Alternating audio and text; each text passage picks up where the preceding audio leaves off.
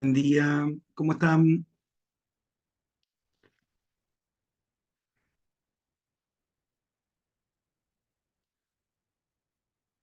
Te muteé, Nelson. ¿Cómo estás? Tanto tiempo. Hola, ¿ahora me escuchás? Ahora sí. Bueno, buen día, hermanito. ¿Cómo Bien, andas? gracias a Dios, bien. Qué bueno verte. Lo mismo digo, después de tanto tiempo. Hola Daniel, hola Marcelo, buen día. ¿Cómo están? ¿Todo bien? Hola, buen día, un gusto.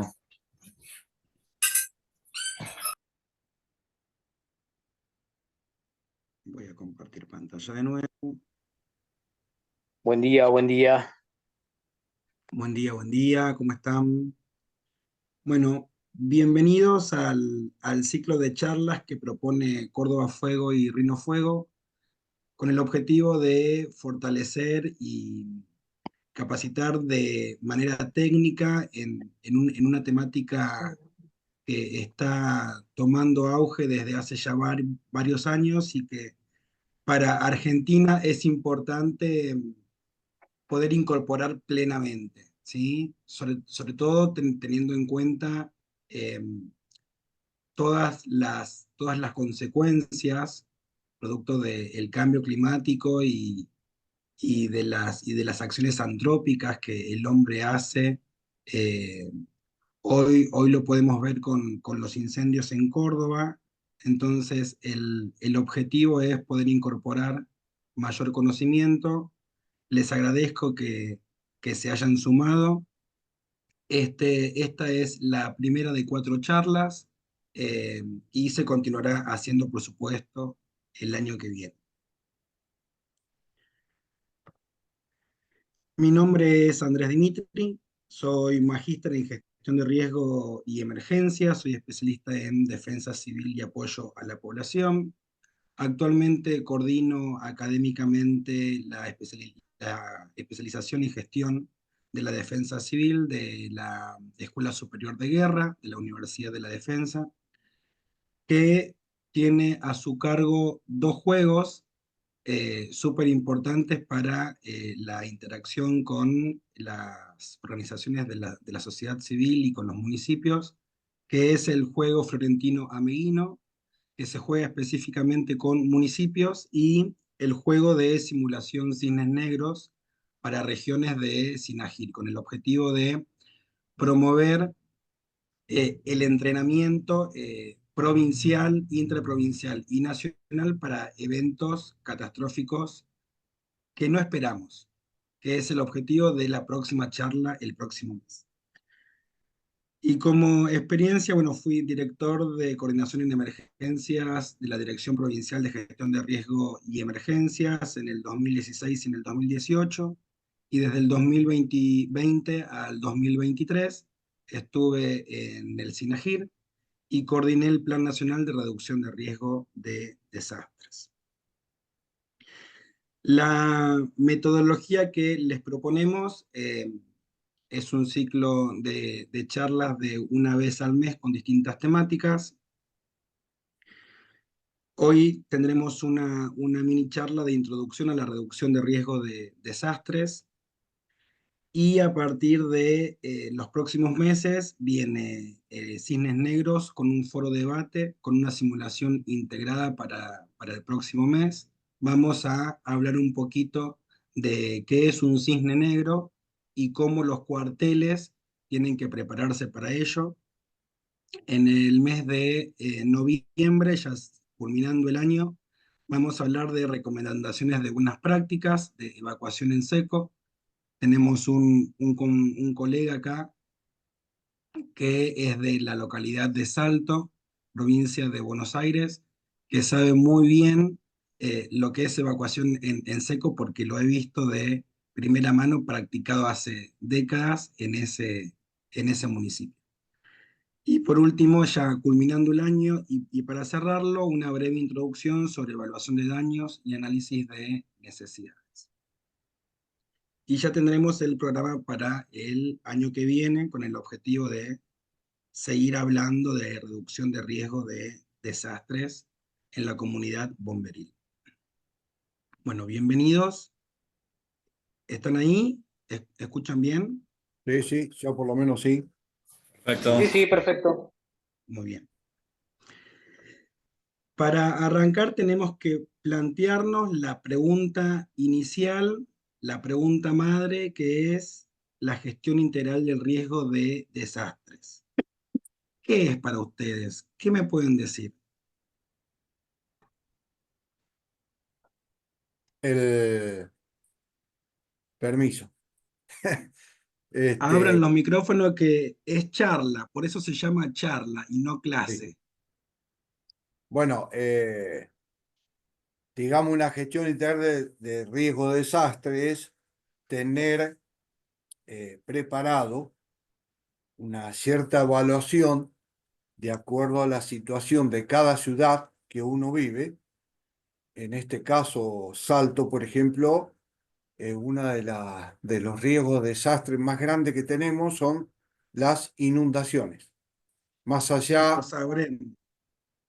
sí, más allá como es, de los fenómenos que pueden ocurrir como tornados, grandes incendios, pero bueno, en el caso de Salto, uno de los riesgos más grandes que tenemos son las inundaciones. Tenemos un río, el río propiamente dicho, río Salto, y bueno, esto es constantemente, desde que yo tengo experiencia de integrar un cuerpo de bomberos, desde el año 1976, este, es una evaluación constante de los riesgos de inundación, donde, bueno, vos tuviste, Andrés, una experiencia muy grande en el 2017, que fue la Siete. inundación más grande que tuvo Salto. Sí, sí, la de los 10 metros 13 era. Sí, 10 metros 13, este, que fue algo lamentable, por supuesto, pero con una experiencia extraordinaria, con más cerca de, si mal no recuerdo, 4.000 evacuados. Sí, Este, sí, sí, sí. Fue algo espectacular, digamos, por el fenómeno en sí. Bueno, entonces, ¿cuál es el riesgo de desastre que tenemos ahí? Empezar a evaluar las distintas situaciones de la zona ribereña, que nosotros teníamos una zona muy grande, muy ribereña, que a causa de esos desastres,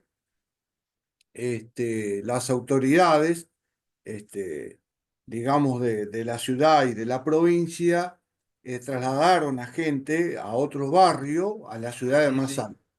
Bueno, el riesgo, ¿cuál es el riesgo? Tomar todos los riesgos y todas las situaciones en que podemos vivir de un desastre, como es, por ejemplo, una inundación.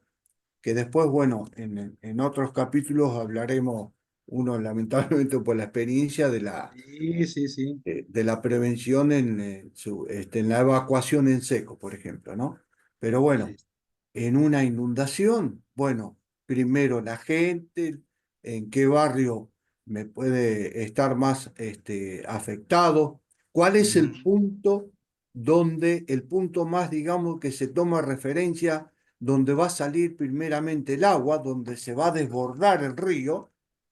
Bueno, eso hay que elevar a un estudio que, bueno, vos sabés, lo sabés, Andrés, eso fue un seguimiento constantemente sí, sí, sí. y Yo estar recuerdo bien que preparado. el titular era se evacuaba con sol. Estábamos evacuando con sol. Exacto, exacto. Eh, Donde también se prepara la gente, que fue un trabajo muy espectacular que se hizo acá, donde se preparaba la gente ya de mucho tiempo antes y se le comunicaba que la situación como venía. Y la situación en seco es a luz del día, plena luz del día.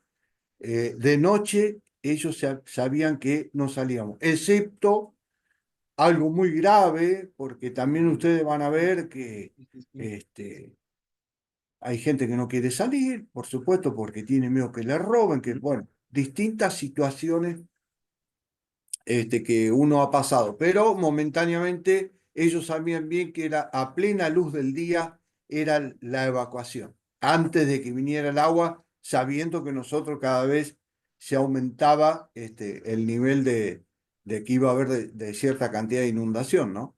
Entonces, tal bueno, cual. prever todo lo durante, digamos, esa contingencia que se viene, que uno sabe que va a tener un peligro extraordinario, eh, la zona ribereña, todas las afectaciones que pueda haber, ya sea tanto seres humanos como animales, porque en Sí, el caso sí, de sí. nosotros todo campo, mayormente campo y una zona donde, ribereña que había gente y bueno, el balneario, los centros turísticos y todo eso. Gracias por tu testimonio, Nelson. Siempre es grato escucharte. Y has descrito básicamente una situación habitual en la que aplicamos la gestión integral del riesgo de desastres. Muchas gracias.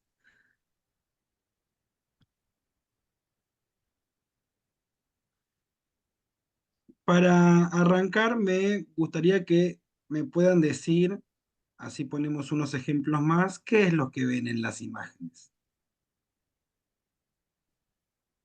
Bueno, vemos un volcán en erupción Un y volcán.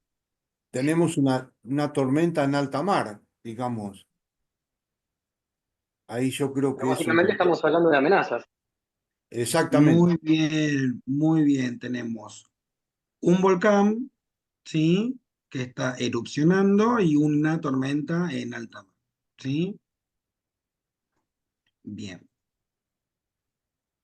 Y acá,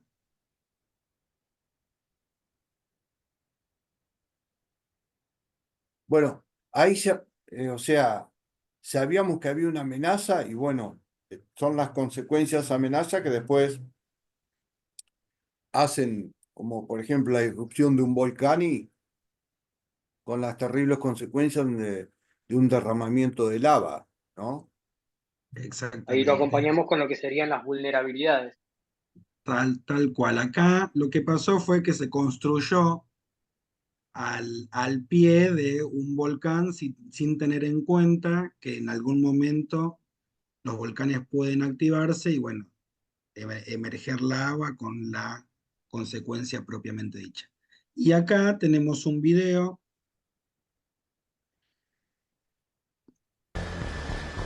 es el de la inundación de La Plata, que seguramente lo recuerdan, ¿se ve? Sí, sí, perfecto.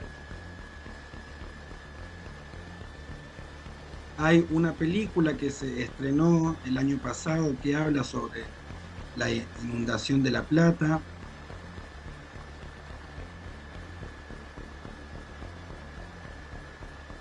Acá lo que vemos ya es el desastre propiamente dicho, ya vamos a ahondar en ese concepto.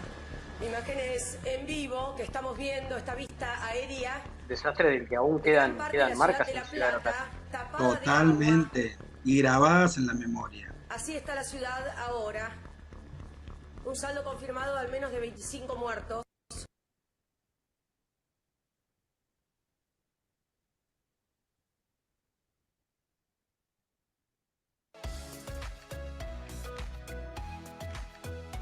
Ahí está.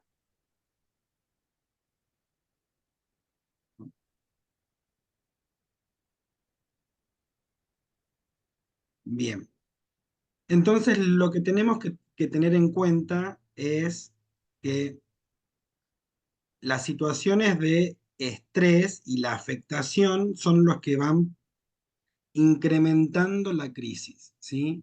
Y eso parte de un punto inicial, que es lo que llamamos emergencia, que puede ser cualquiera de las amenazas o peligros, ya vamos a ahondar también en esos conceptos, y que a medida que se van disminuyendo o afectando las capacidades, vamos llegando a un desastre y a una catástrofe propiamente dicha, donde la alteración de la normalidad es total, ¿sí? Se sale todo de las manos, es caos.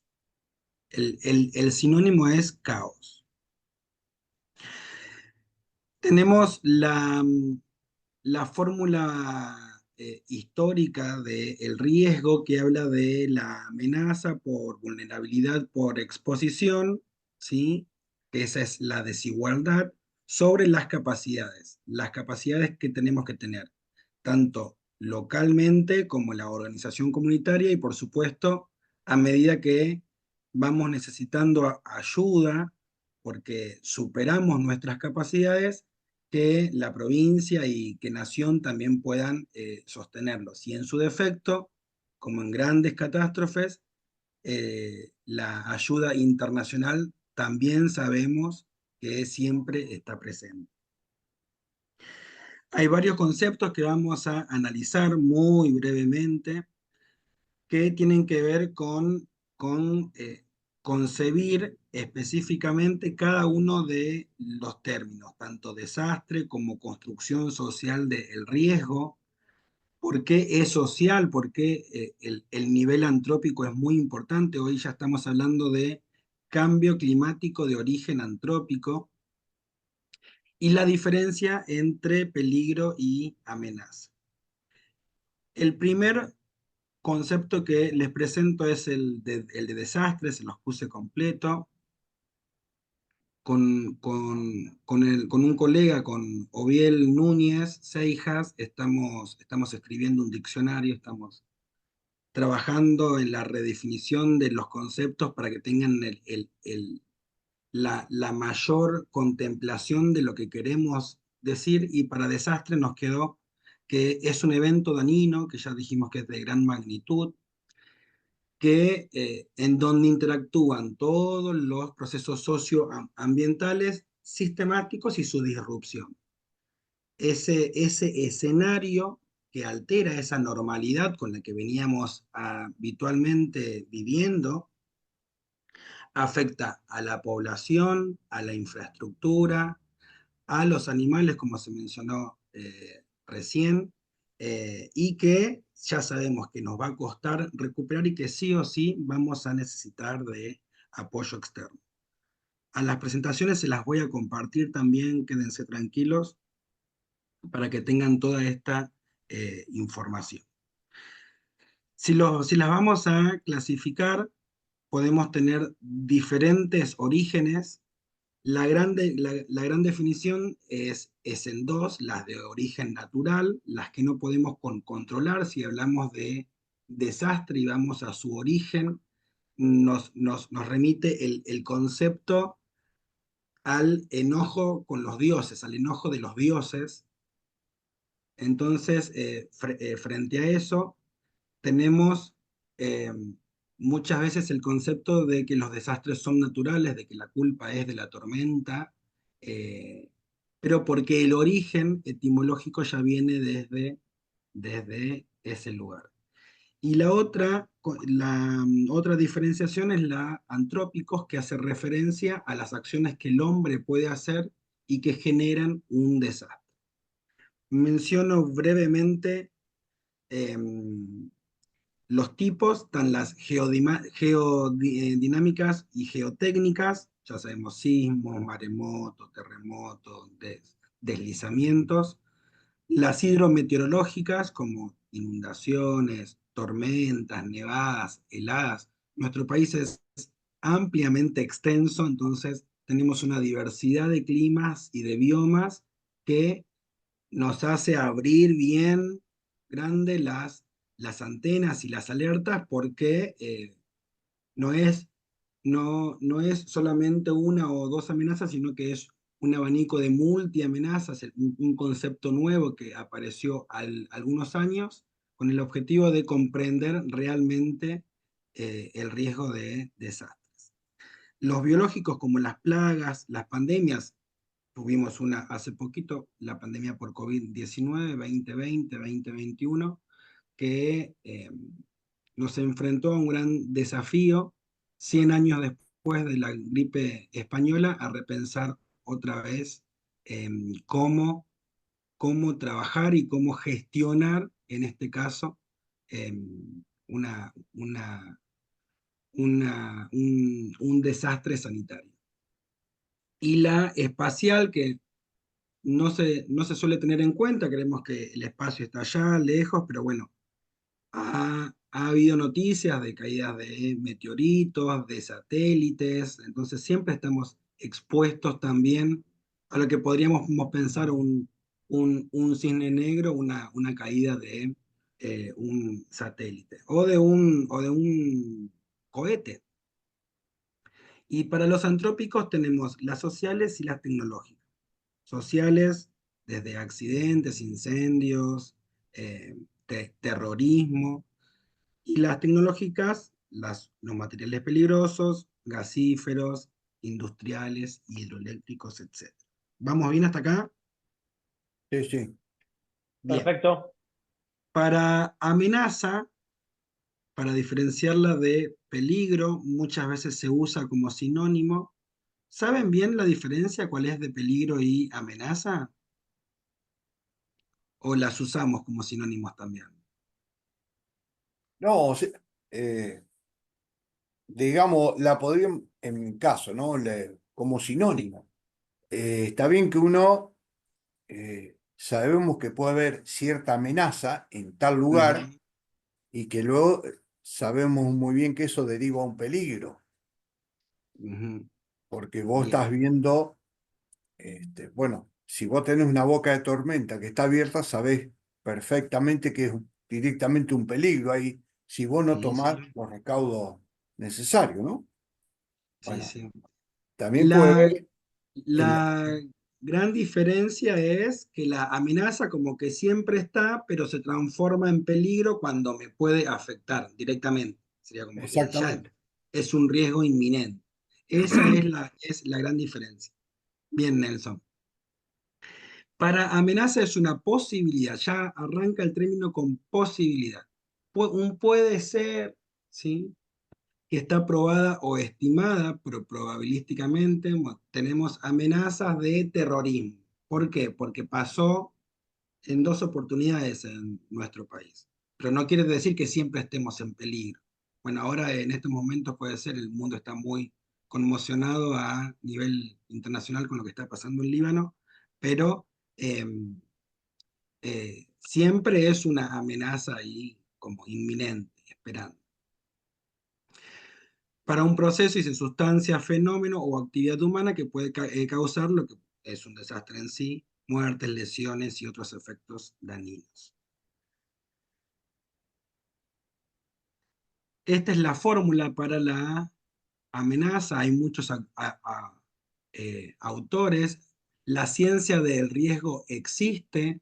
Si uno quiere estudiar más profundamente este tema, hay que hablar de la preventología, sería preventología, de la prevención, sería todo es para el antes. La preventología habla de la prevención, del estudio de la prevención, del antes. ¿Cómo puedo trabajar siempre en el antes? Y habla en función de la magnitud del impacto dañino y la frecuencia del daño. La magnitud, cuán grande puede ser y cuántas veces me puede tocar, ¿sí? Este es el listado que habíamos mencionado: antrópica, biológica, biotecnológica, geodinámica, hidrometeorológica, natural, social, socionatural, tecnológica. Los autores también, cada uno hace como su lista, así que van a haber muchas definiciones. En cambio, peligro habla de condición. Yo estoy en condición de peligro. Es una propiedad o capacidad inherente a sustancias, agentes, ¿sí? Que pueden causar uno o múltiples daños, ¿sí? Es el que directamente me puede afectar. Se valoran cualitativamente, ¿sí? Es decir que un peligro existe o no existe, y no hay como término medio. O estoy en peligro o no estoy en peligro. O me afecta o no me afecta directamente. Esta es otra definición para peligros. Cuando hablamos de cuadros, vamos a ver que aparece sismo de nuevo, maremoto de nuevo, volcanes de nuevo. Al final dijimos que eran distintos, pero estamos mencionando lo mismo, ¿no? Bueno, esa es la diferencia, que me pueda afectar directamente o no. Y la división es la misma, en naturales y en antrópicos. En los naturales son los ya conocidos, teniendo en cuenta que el desastre, como ya vamos a hablar un poquito y vamos a debatir, no es natural, pero sí el origen. Esa es la diferencia. Es un desastre de origen natural, no un desastre natural. Y para los peligros por la acción humana tenemos los físicos, los químicos y los biológicos como la gran definición, entendiendo por físicos, en este caso acá se mencionan las radiaciones, ¿sí? Los químicos ya son los mismos materiales peligrosos y residuos peligrosos.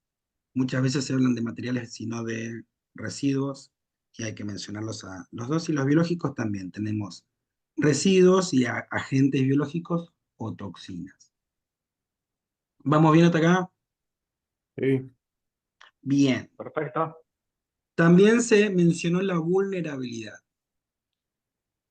De vulnerabilidad podemos hablar un montón, sobre todo porque es la clave de la ecuación que mencionábamos recientemente, porque de la vulnerabilidad depende el resto de las cosas, porque la vulnerabilidad es propia, ¿sí? Es algo que podemos manejar nosotros, que es en donde tendríamos que intervenir para modificar eh, y revertir esa ecuación.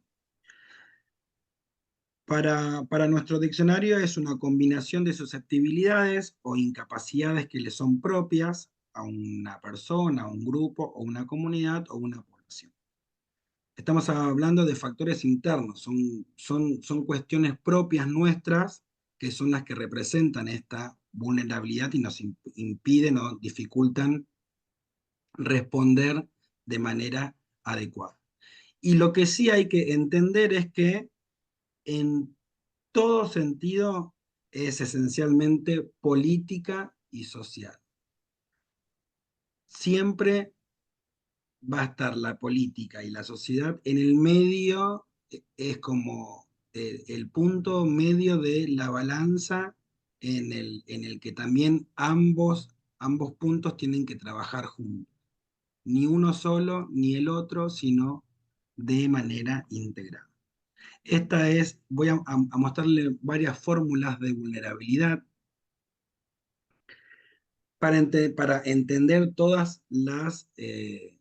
el abanico que encierra esta palabra. En este caso, la vulnerabilidad cultural se determina en función, F quiere decir función, todas tienen la misma forma, de la vulnerabilidad educativa, técnica y tecnológica. Educativa en general de educación, de técnica en general de procedimientos habituales, y de tecnológica de la tecnología que podamos tener.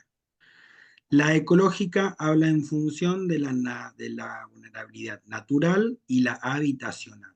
Si están interesados, puedo enviarles más bibliografía sobre esto. Para la vulnerabilidad física, relacionan la vulnerabilidad económica, ecológica y cultural. Ven cómo van intercambiándose los roles de acuerdo a lo que quiero analizar. Para la vulnerabilidad global es en función de la política y la física o material.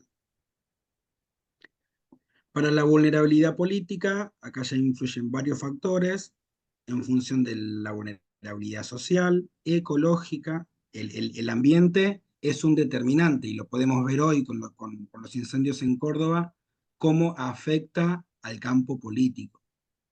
La vulnerabilidad económica, porque requiere sí o sí de dinero para aumentarse, o la ausencia de dinero, hablar de poca o de mucha vulnerabilidad.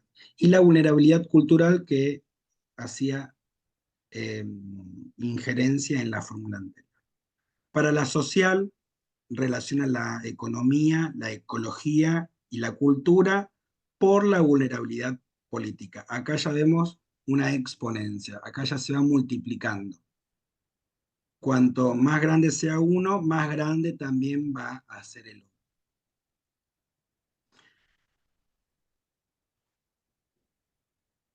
Para el concepto de capacidad, algo ya venimos mencionando, capacidad es una combinación de todas esas fortalezas, esos atributos y esos recursos disponibles que podemos tener nosotros, nuestras familias, nuestra comunidad.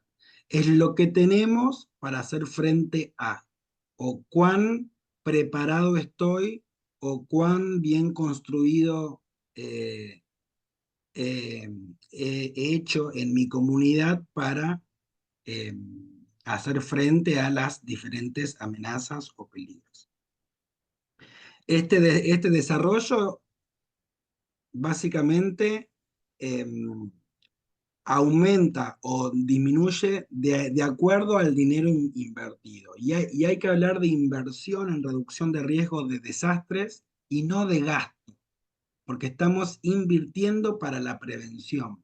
Estamos invirtiendo en capacidades eh, para poder prepararse para algo, para un evento. La fórmula cuando hablamos de acciones para la gestión del riesgo, hablamos de acciones estructurales y de no estructurales. Entonces, tanto para una como para otra necesitamos sí o sí de la inversión de dinero para ya sea construir la obra, el puente, el dique, la defensa o lo que se necesite de manera tangible y de manera intangible, que es esa relación que vamos a generar, a sensibilizar a la comunidad para entrenarla en un nuevo sistema de alerta temprana, en nuevos sistemas de evacuación, nuevos sistemas de donaciones. Yo le tengo que avisar antes, ¿sí? Para que lo intangible funcione. Si yo no preparo, podemos tener la mejor aplicación, los mejores sistemas de alerta temprana, detectar con todos los sensores habidos y por haber, pero si al vecino no le llega el alerta de evacuación y a qué centro de evacuación tiene que ir, o no vienen a buscarlo un día antes porque ya tenemos el alerta, como ocurre en Salto, y cargamos todo porque ya vamos a hablar bien específicamente, le cargan literalmente toda la caja en un chasis, toda la casa en un chasis. Se mudan con todo, ropero, cocina, cama, todo, levantan todo. Y eso es capacidad, es tener el con qué para hacer frente después a este potencial desastre.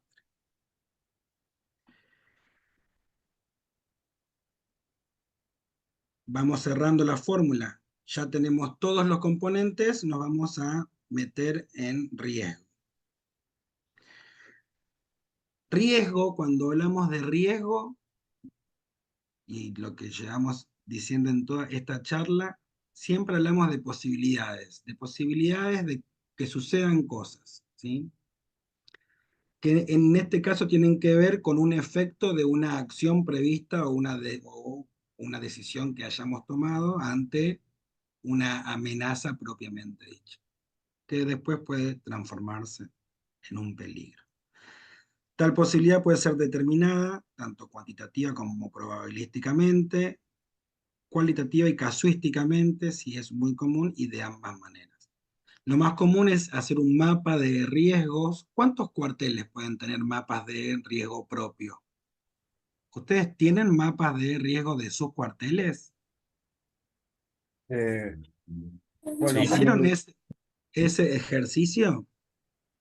hay en el nuestro, por ejemplo, hay una materia en que vos tenés que hacer un mapa de riesgo de la situación de tu propio pueblo, o sea, dónde están las estaciones de servicio, expendido combustible, Sí, fábrica. sí, sí, sí, sí. Eso hasta, te puedo asegurar que sí, hasta el año pasado estaba en el cuartel nuestro. Bien. Sí, sí, tenemos de las 81.100 hectáreas que tenemos de... Muy bien, muy bien. Felicitaciones. Muy bien. Para la norma ISO 31000, que es la de riesgo de desastres, el riesgo es el efecto de la incertidumbre sobre los objetivos. Pensemos qué sencilla es la definición. Es el efecto de la incertidumbre. Es el efecto de algo que no sé sobre mis objetivos. Y les presento este cuadrito que es muy común, está en variada bibliografía, que relaciona el peligro con la vulnerabilidad y determina el riesgo. Si tengo un peligro muy alto y una vulnerabilidad muy baja, ¿cómo va a ser mi riesgo? Alto. Alto.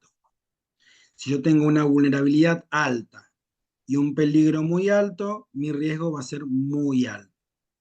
En cambio, si me voy al opuesto, tengo un peligro bajo y una vulnerabilidad baja, mi riesgo va a ser bajo. Este es un buen ejercicio para determinar el riesgo localmente y aprender a usar la colorimetría como identificación. Nosotros en la especialización y después en los juegos de simulación tratamos de que los municipios incorporen los 4 colores para determinar los niveles de alerta y cómo diferenciar uno de cada uno del otro. Cuando estamos en verde, cuando estamos en amarillo, cuando estamos en naranja y cuando estamos en rojo. Eso te ordena el caos.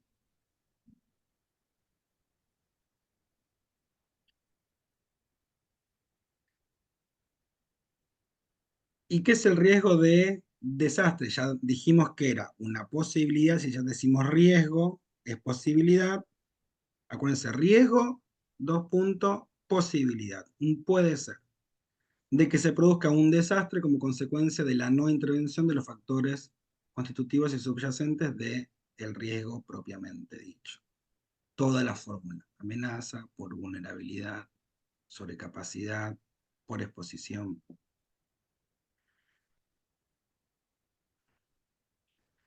Les pongo algunas características de qué es el riesgo, ¿sí? Tiene que tener varias características, como ser preponderantemente negativo respecto a otros tipos de riesgo. Su identificación y valoración es transversal, son hechos sociales y políticos que atraviesan a toda con la comunidad, tanto económica, ecológica, tecnológica, cultural, todo, atraviesa a toda la comunidad. Se corresponden sí o sí a un lugar situado y son sumamente complejos e interseccionales. Ya dijimos que son transversales y también son interseccionales. Esta es la fórmula del riesgo de desastres, es en función de las peligrosidades, los fenómenos amenazantes, las vulnerabilidades, la exposición de la población y las capacidades de afrontamiento.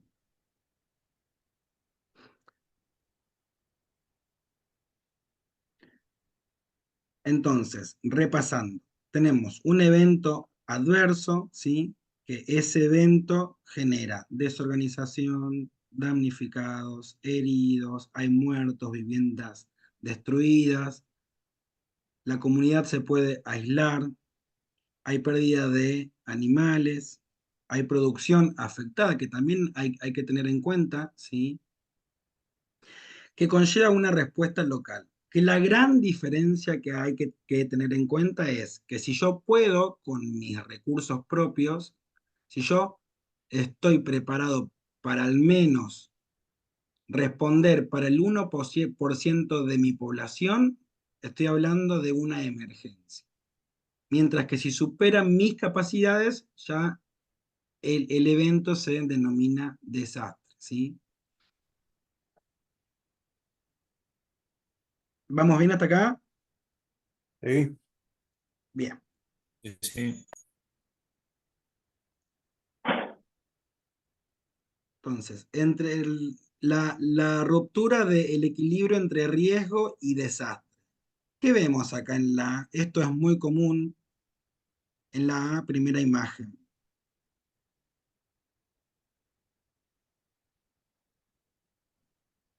¿En dónde están construidas las casas? En una zona de riesgo, o sea, en la zona de la ribera de un río.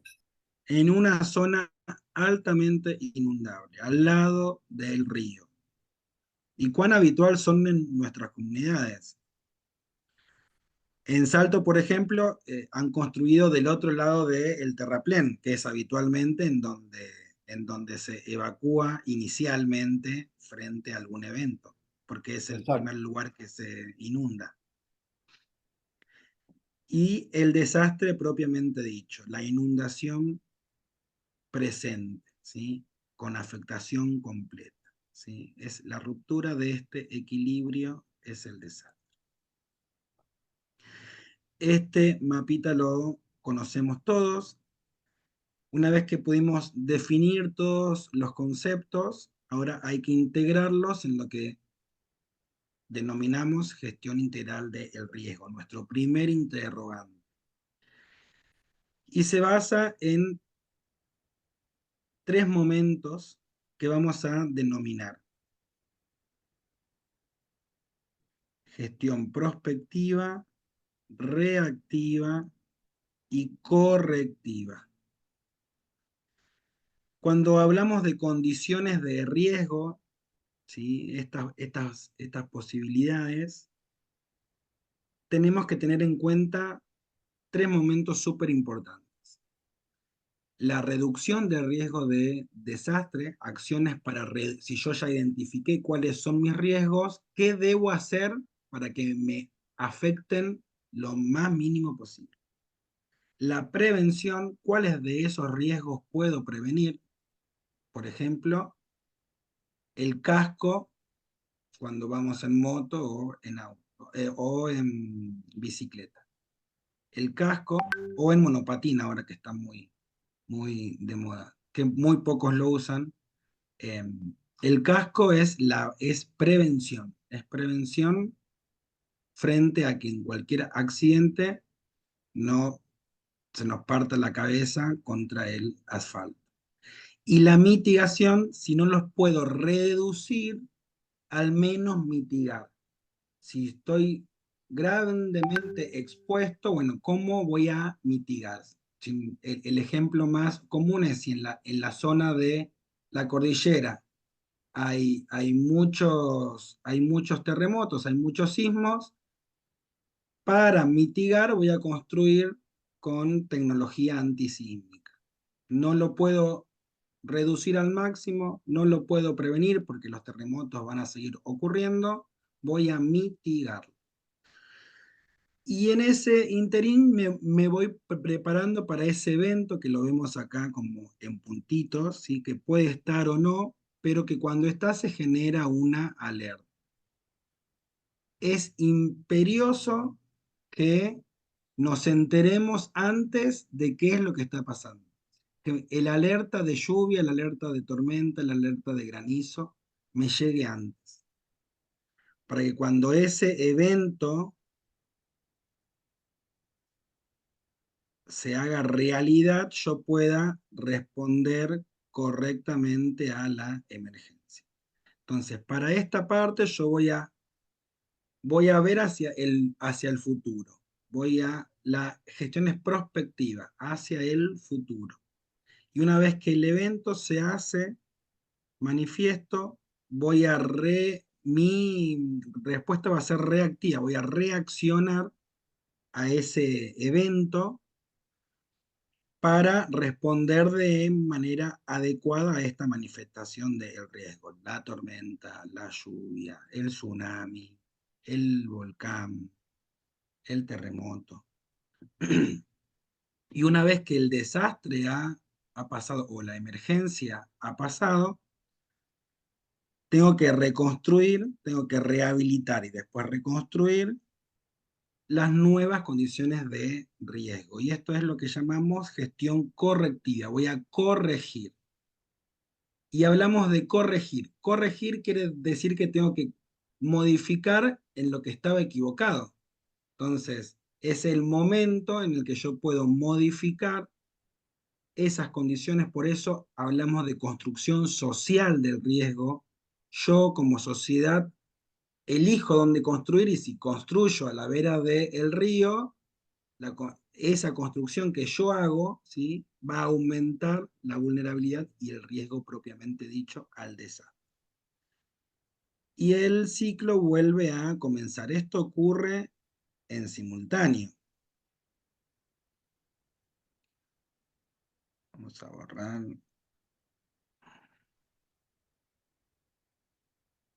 ¿Vamos bien hasta acá? Sí, sí. Bien. Sí.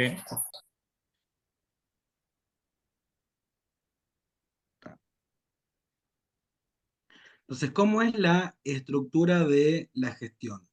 La podemos dividir en tres partes: el conocimiento del riesgo, la reducción del riesgo y el manejo del desastre. Qué parecido es al marco de acción de Sendai, que es el que nos dirige hasta 2030, que habla sobre la comprensión, sobre la respuesta, sobre la sensibilización. Literalmente es gestión pura del riesgo de desastres para todo el mundo. El conocimiento habla de, básicamente, de comprender a qué estoy expuesto, qué es lo que me puede afectar y qué me podría, ya también pensar en esto de incorporar el cisne en enero, qué me podría pasar, salir fuera de la caja y pensar, ¿qué me podría pasar? ¿Qué pasa si cae un satélite en mi localidad? Hay un análisis, hay un monitoreo y también es imprescindible comunicarlo, que el vecino, que todos los actores de la comunidad, los bomberos, los socorristas, scouts, todos los que puedan participar, conozcan el riesgo, y de esa manera nuestra respuesta sea más efectiva. Una vez que yo lo conozco, tengo que tratar de reducirlo o mitigarlo. Y tenemos las acciones propiamente dichas, que son las que mencionamos recién y que requieren, obviamente, de dinero. Ban Ki-moon dice que por cada dólar que se invierte, nos ahorramos 7 en la emergencia.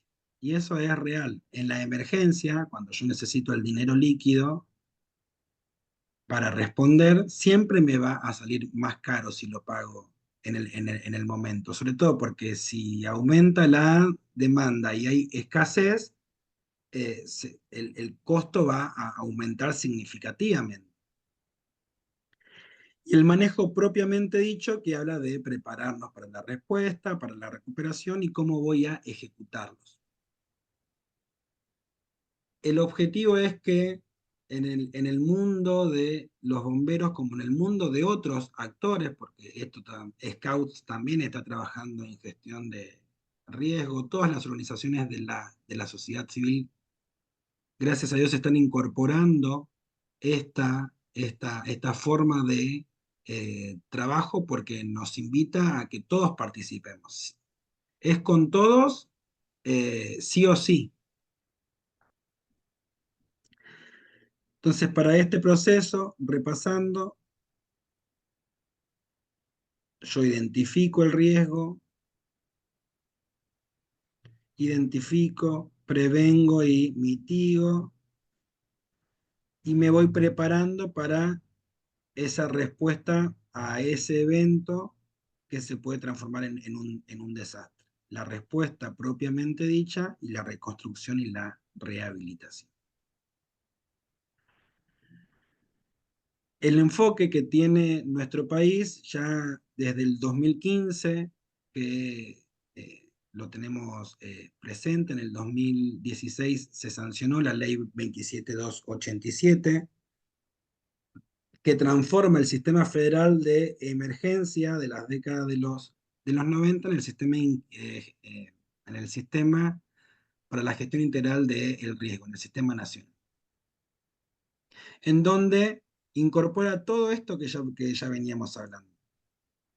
Un proceso que es continuo, que no es que, bueno, hasta hoy hago recuperación y mañana hago prevención, no, es todo simultáneo, es todo continuo, es multidimensional, interministerial, necesita de todo el Estado, de todos los actores, de todos los estados, del provincial, del el local y del nacional,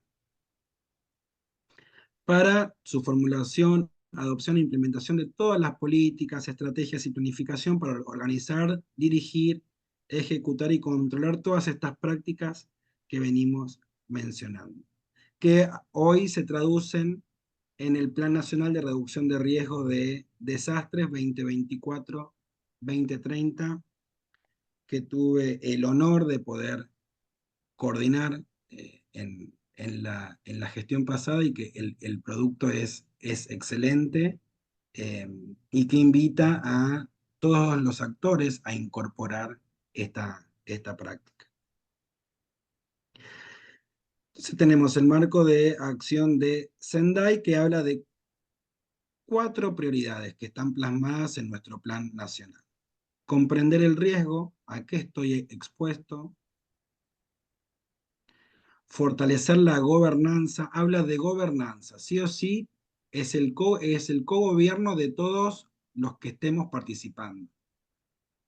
Ya vamos a ver cuando nos toque el tema COE, yo hoy lo menciono muy escueto, son muchos actores que tienen que ponerse de acuerdo. Invertir, sí o sí, clave. Si no se invierte, no se puede reducir el riesgo. Es una condición sine qua non. Sin inversión, no hay reducción. Y la prioridad 4, que es reconstruir mejores, prepararnos para todos los eventos y en base a eso responder eficazmente para reconstruir mejor. Para llegar a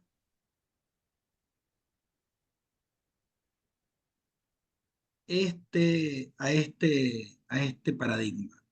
Pasar de la gestión de los desastres, de este modelo respuestista, y trabajar y aprender a vivir en incertidumbre. A partir de ahora, el concepto que tenemos que incorporar como grande es incertidumbre. No sabemos lo que puede pasar mañana, pero yo tengo que estar preparado. Tengo que prevenir el riesgo, tengo que reducirlo, ¿sí? Para el dónde debemos estar es lo que tenemos que empezar a incorporar como práctica cotidiana. Vivir en incertidumbre.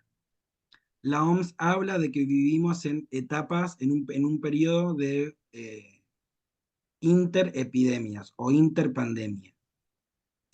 Estamos en el periodo interpandémico, entre una pandemia que ya salimos y que en algún momento puede aparecer otra. Como incorpora el paradigma, 100 años nos parece muy, muy lejos, como que la gripe española nos pareció lejos, pero la práctica que todo el mundo utilizó fue la cuarentena, que también se utilizó hace 100 años y que no es nada nuevo. Entonces, frente a eso, vivir con incertidumbre es la clave del futuro. ¿Por qué? Porque todas las amenazas están aumentando su frecuencia y su poder de daño. Todas. Desde sequías, terremotos, temperaturas. Yo les marqué las de inundaciones. Desde 1980 a 1999 ocurrieron 1.300 y desde el 2000 al 2019 se triplicó, 3.200. Para las tormentas también, 1.400 a 2043. Tengo el mismo grafiquito para los eventos en el país. Y mencioné el SINAGIR, y desde el 2016 es una realidad.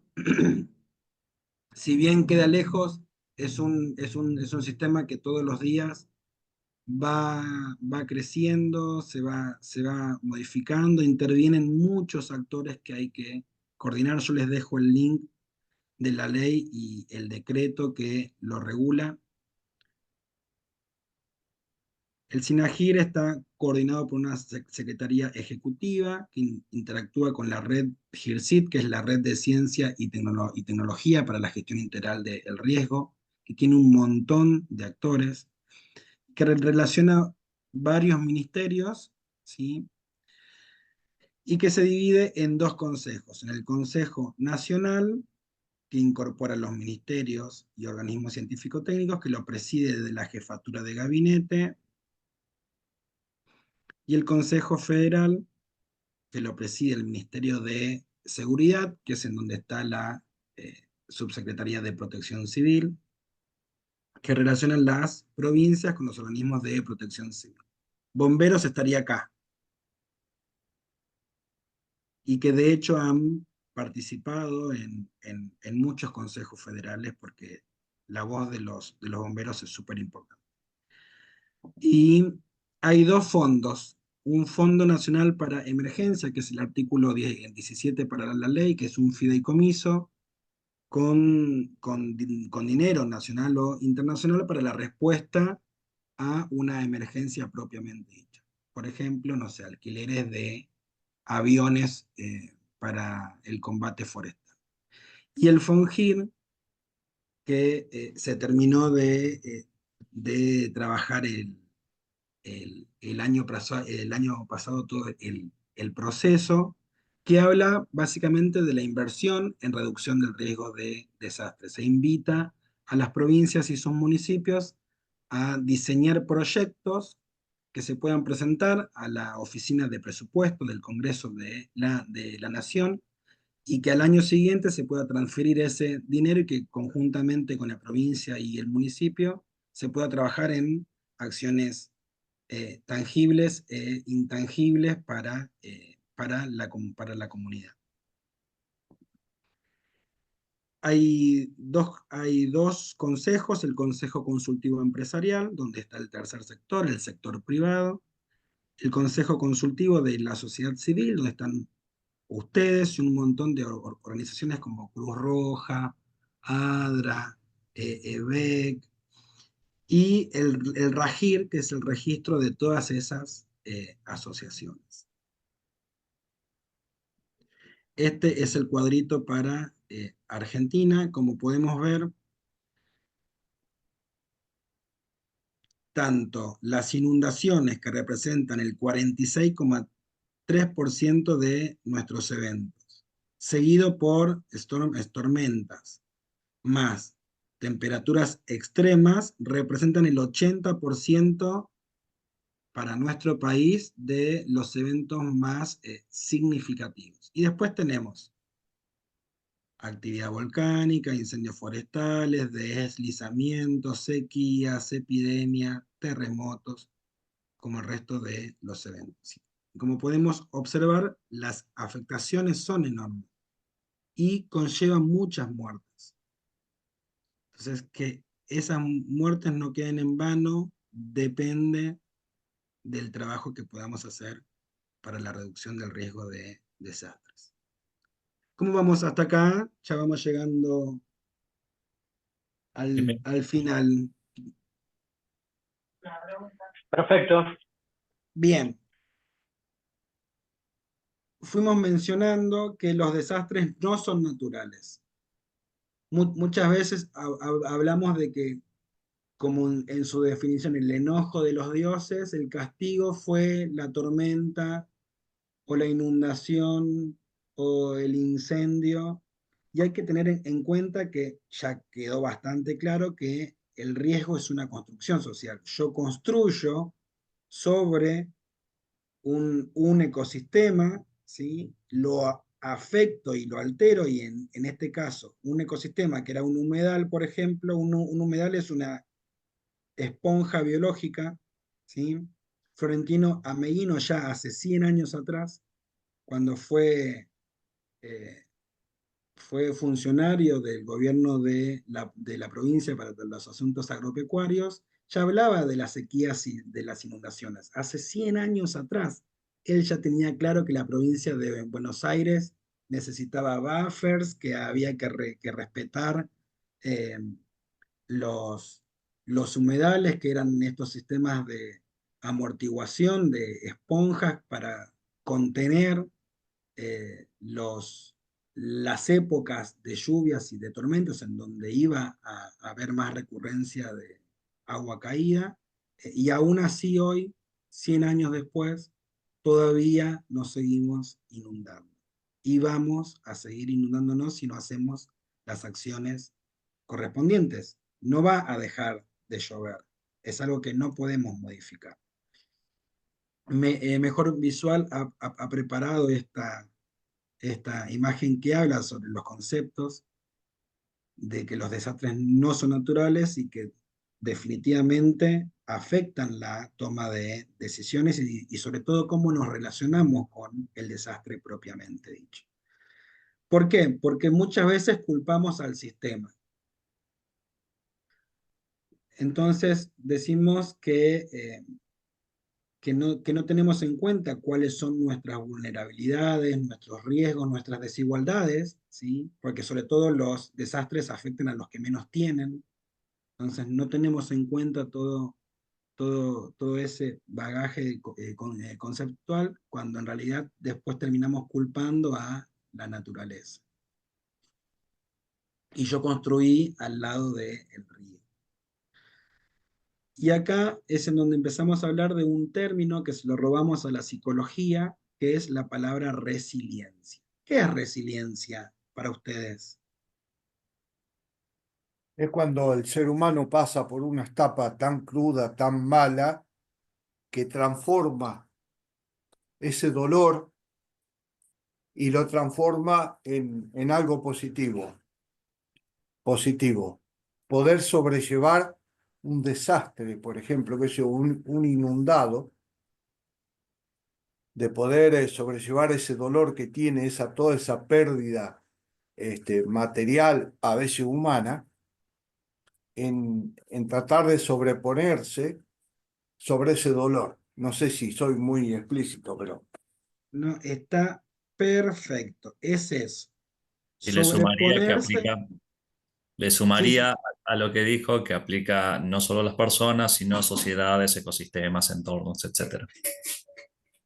Gracias por el agregado. Genial. Uy. Exactamente. Es sobreponernos, es enfrentar ese dolor, es transitarlo y a partir de eso aprender y mejorar lo que haya que mejorar para poder estar mejor. Si hablamos de resiliencia para la gestión del riesgo, tenemos que hablar de como una espiral. Es una espiral que cada vez que paso por ese evento y aplico las tres gestiones, la prospectiva, la reactiva y la correctiva, yo tengo que estar siempre un poquito mejor de como estuve la última vez. Tengo que ir creciendo espiralmente y exponencialmente a siempre estar un poquito mejor a como estaba antes. Y esto habla de la resiliencia eh, explícita para, como se mencionó, para las comunidades, para empresas, para las personas, para las familias. Y yo me animé a traer una definición para cuartel resiliente, que es la base de nuestras charlas, y para pensar en un cuartel seguro y resiliente, utilizando en varios conceptos, lo que se nos ocurrió fue una instalación cuyos servicios permanecen accesibles y funcionan a su máxima capacidad y dentro de la misma infraestructura inmediatamente después de un desastre. ¿Se han puesto a pensar qué ocurriría si el cuartel de cada uno de ustedes colapsa? ¿Lo pensaron alguna vez? no, yo la verdad que no. O será porque uno siempre estuvo este, metido en eso, aunque no puede ser que algún día colapse, pero uno se esfuerza, como creo que en cualquier otro cuartel, en tratar de dar todo lo que uno tiene para que no colapse cierta funcionalidad, ¿no? Pero realmente no lo pensé, te digo sinceramente. A pesar de que hemos pasado situaciones, en el caso de nosotros, tremendas. Bueno, Sí, sí, sí, dentro de lo que es el plan de acción institucional de un cuartel o de cualquier institución que preste respuesta en emergencias, una de las fases más importantes a tener en cuenta justamente es esta, la del desastre institucional basado en la superación de los recursos en los cuales exacto. nosotros podemos prestar colaboración. Entonces, es una de las etapas principales que hay que tomar en cuenta cuando se elabora el plan de acción institucional. Correcto, gracias por el comentario. Es lo Mm, primero que hay que pensar. ¿Qué pasa si yo colapso? Si toda mi estructura colapsa, si me inundo, si hay un derrumbe, no sé. Mira, eh, nuestro, sí, nuestro cuartel hace un tiempo también desarrollamos ese concepto, hace algunos años, y lo plasmamos particularmente en un escrito que lo compartimos con todas las fuerzas vivas locales, de modo tal de pensando incluso en lo extremo, en donde ni el cuartel ni sus efectivos queden en pie. Hay ujú, un plan escrito para que otras organizaciones que puedan responder eh, tengan toda la data necesaria para la ejecución de las diferentes actividades ante la ocurrencia de cualquiera de los desastres que preveemos pudieran llegar a ocurrir, desde el menos probable al más probable.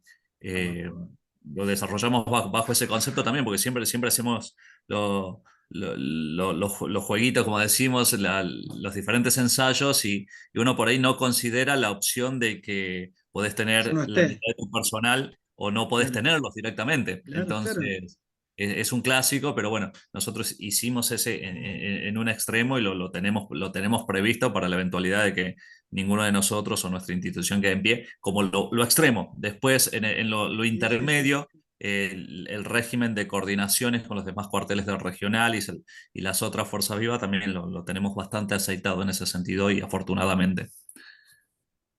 realmente los felicito porque no sabía que lo tenían tan explícitamente plasmado. Y es real como dice el colega. Tengo que partir de qué pasa si yo no puedo ayudar, con nada. Si bomberos no está disponible, que uno piensa, "Ah, ¿qué pasaría si bomberos no está disponible? Bueno, hay que pensarlo. ¿Qué pasa si yo no estoy?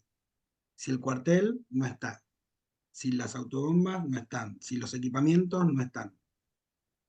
Es un buen ejercicio. Qué bueno que lo estén trabajando. Realmente los felicito.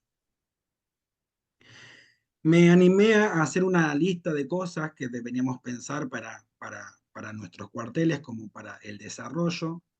Me, me comentaron que lo están trabajando, así que solamente es repasarlo, pero un plan de reducción de riesgo de desastres propio, esto de pensar en el máximo de desastre que me puede ocurrir y de ahí empezar a identificar todas las amenazas y reducirlas o mitigarlas.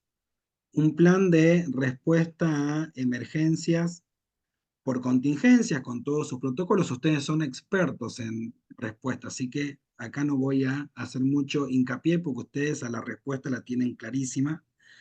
Y sí pensar de, bueno, una vez que ocurrió el desastre e incluso me afectó, cómo reconstruir un plan de reconstrucción y de rehabilitación post-desastre. ¿Cómo voy a reconstruir nuevamente mi cuartel? ¿Qué recursos necesito y cómo los voy a conseguir? Me comentaron también que tienen mapas de riesgo y que están trabajando por escenarios.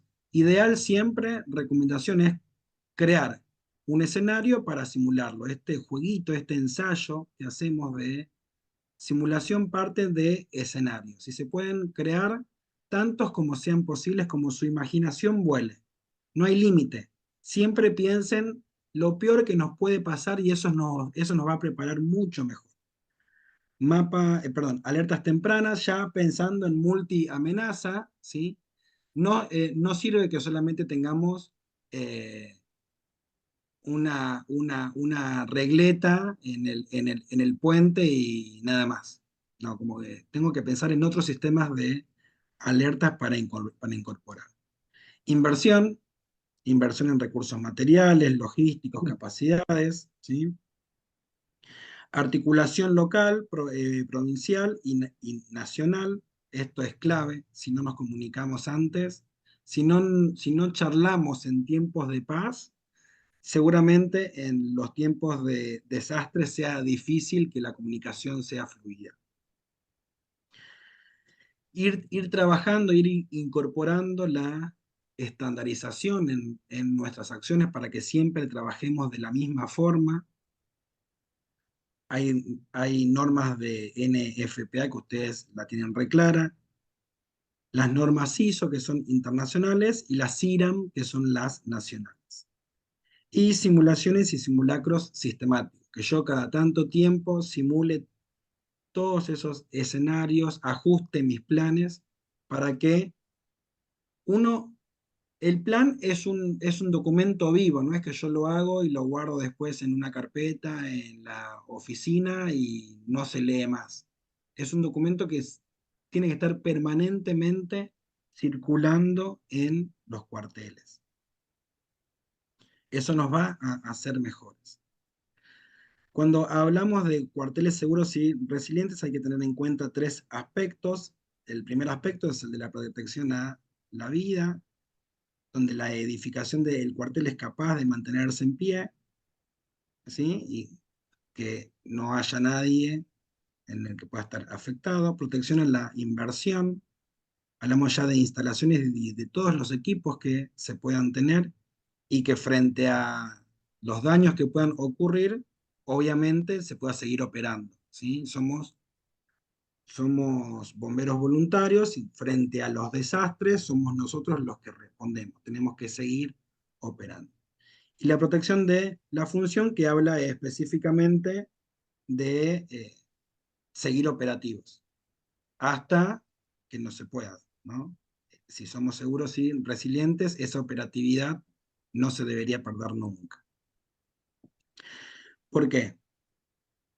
El actor, en este caso el bombero, va a trabajar en el COE, que es el Centro de Operaciones de Emergencias, ¿sí? Que va desde lo estratégico político hasta lo operativo, con los COEs intermedios, en donde los 3 niveles, el nivel político no menor, hay una frase que dice, político mata protocolo, así que frente a eso, cuanto más preparados estemos y más fundamentos tengamos, es más difícil que el político pueda vencer o torcer todo un procedimiento, ¿sí?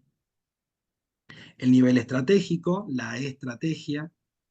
La estrategia, cuando se traduce al mando intermedio, es el nivel táctico, y el que lo traduce para las operaciones pasa al nivel operativo.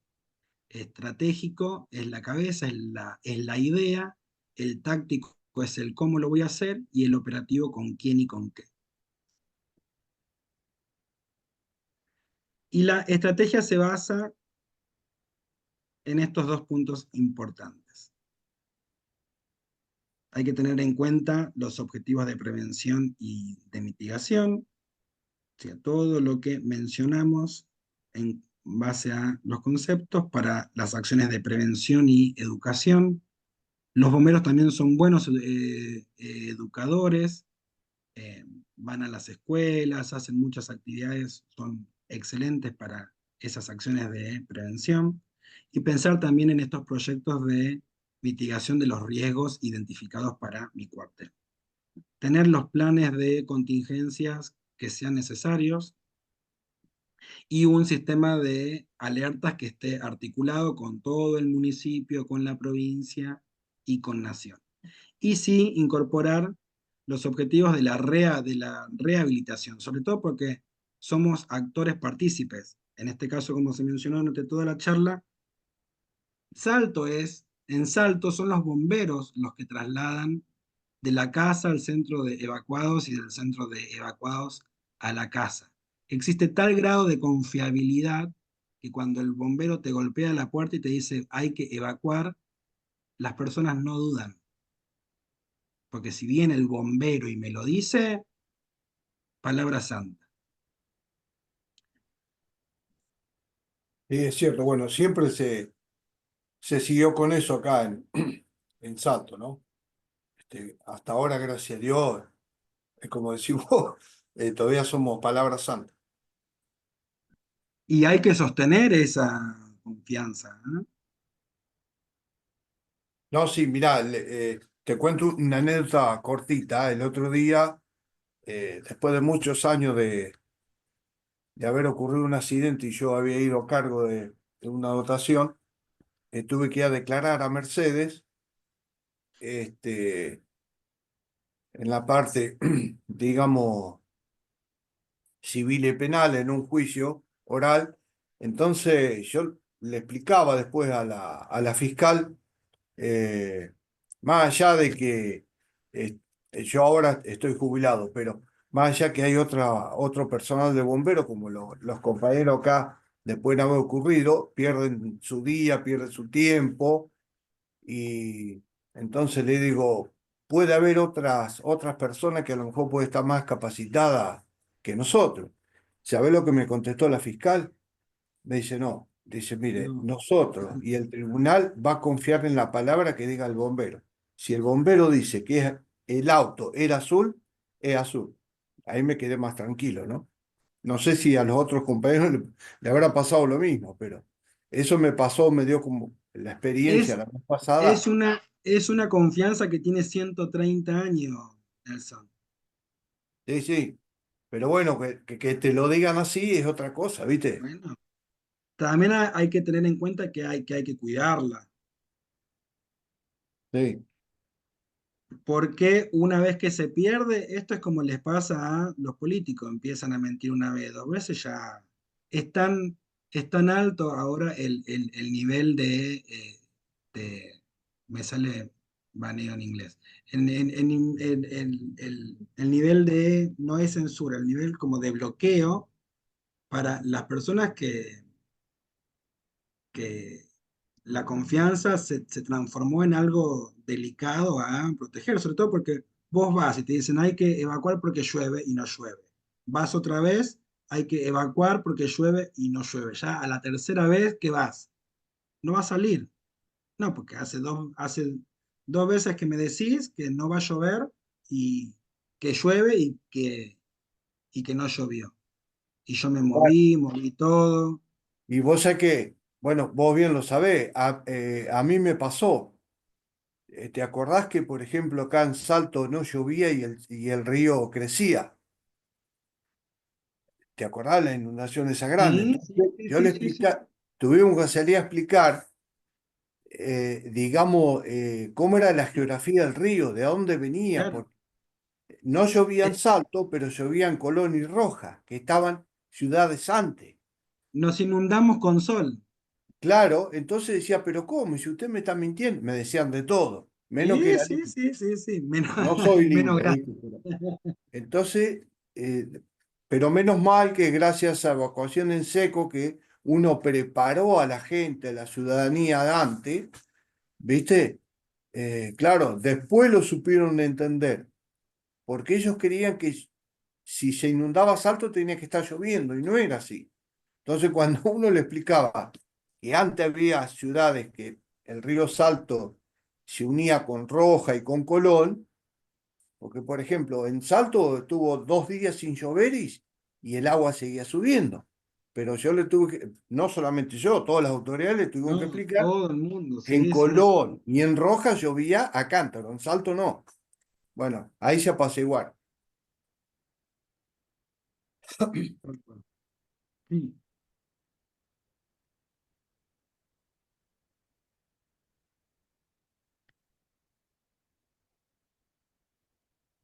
Bien. Para cerrar, les dejo un cupón para comprar en Córdoba Fuego, los teléfonos para ventas y postventa,